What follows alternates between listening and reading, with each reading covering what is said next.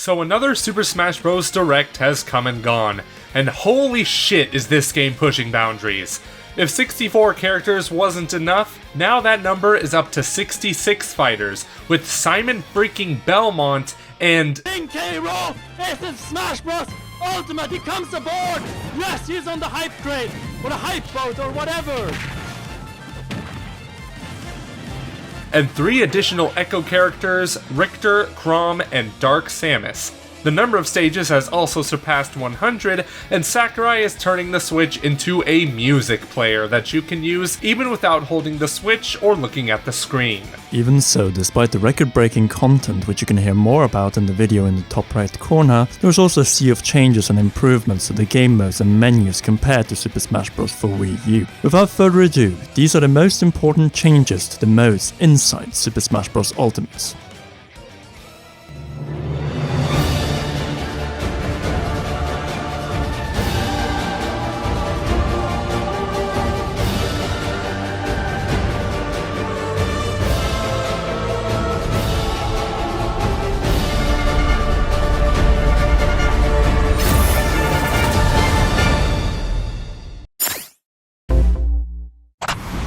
Let's get technical.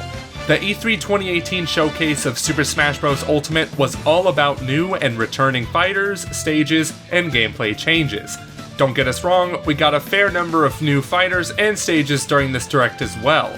But what really got some much needed focus was the game modes and menu changes, which have been overhauled and heavily improved since Super Smash Bros. For Wii U and 3DS.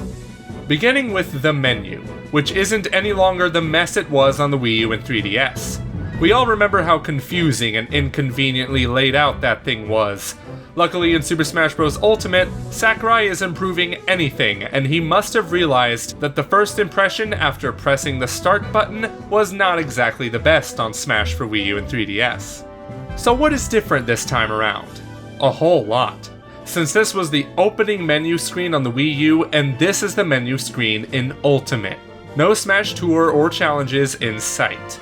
Instead, you are greeted by a very streamlined and straight-to-the-point main menu with no distracting objects floating in the background. If you wish to smash, you smash. If you want to admire the trophy collection you just acquired, you are also able to go straight to those, and if you want to play online, go ahead, as long as you have paid your Switch Online subscription fee. The main menu doesn't joke around, but brings you to straight where you want, including a certain blurred green section that must be the main single-player campaign of the game. Are we in for another subspace or adventure mode? We'll have to wait for the next Nintendo Direct or even the launch to find out. All other features tied to the menu, such as notifications, messages and settings, have been moved to the ZR dashboard so that it doesn't obstruct the view while still being easily accessible. A standing ovation to you, Sakurai, for these simple but so needed changes to how you navigate to the battlefields and trophy rooms. Now that we easily got from A to B in Ultimate's menu, let's have a look at some more changes when it comes to the modes in Super Smash Bros. Ultimate. Probably the most impressive of these, and with multiple purposes, must be the refinements to the sound test or music menu, which finally is divided by series and not into one giant mess. Instead, if you want to hear Metroid, Zelda, or Castlevania for that matter, you can easily do this just like if you were listening to a CD album. And with 800 dedicated tracks, that is a musical steal for $60 US. And this is just a part of that mode, as the sound test this time allows for creating dedicated playlists with your favorite tracks. So you can easily get access to pieces you want to listen to anyhow, anytime, and anywhere. Sakurai has really embraced the motto of the Switch by making it possible to listen to your favorite Nintendo and third-party classics with your headphones in undocked mode.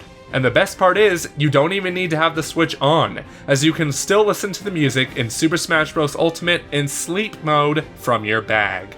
How great is that? Now you have 900 tracks, including fanfares, at your disposal as an MP3 player. The sound test is better than ever. But as we all know, Super Smash Bros. Is mostly about fighting, and here, Sakurai has made some clearly visible changes in more than one way. In regular Smash, for instance, the stage selection now comes prior to the fighter selection. Why? Because it makes sense. Many stages in Super Smash Bros. Favor certain characters and movesets over the other, and that's why this change matters. Another thing that also caught our eye during the presentation was the way you can adjust the settings for stage select, where you can now customize so the loser gets some comfort by selecting the stage for the rematch. Perhaps the new stage morph option can come in handy here.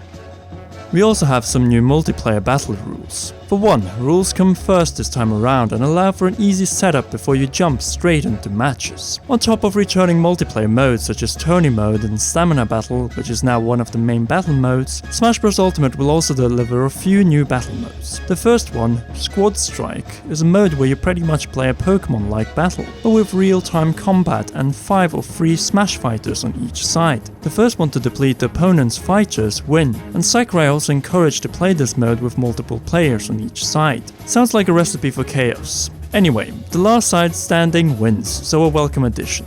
The second new mode introduced during this direct was Smashdown.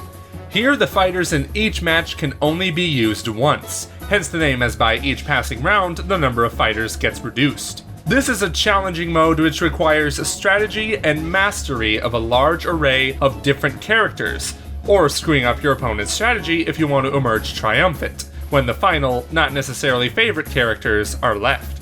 The training mode in Super Smash Bros. Games may not be the most exciting place to be, but Super Smash Bros. Ultimate goes around this through the power of one specific element: math! Yeah, I can hear you giggle and write in the comments that I play video games to get away from that stuff, but in this case, it is actually rather useful and not complicated at all. If any one of you are confused, then don't be, as what we are referencing here is a brand new and exclusive grid-based stage within the training mode that involves built-in graphs, allowing you to measure the launch curve and distance that you deal to other fighters when they have 0, 50, and 100% damage.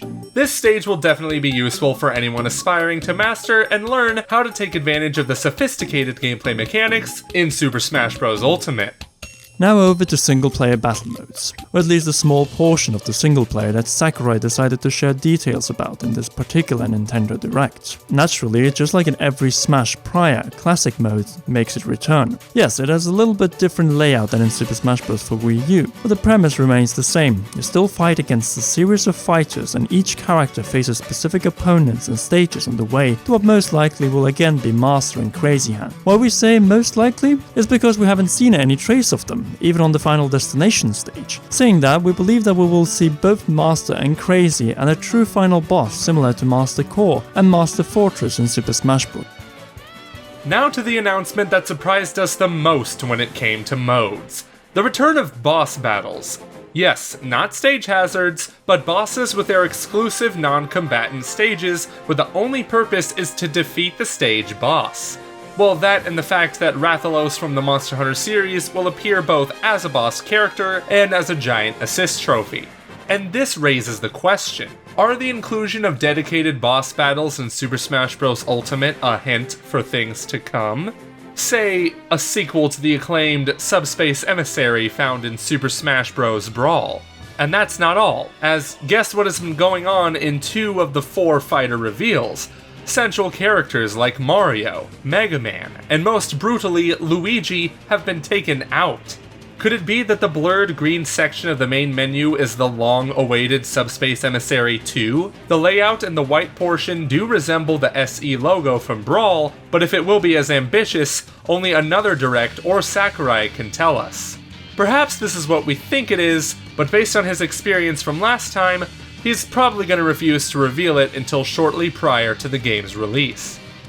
And on that note, we conclude the first part of this miniseries going over changes inside Super Smash Bros. Ultimate.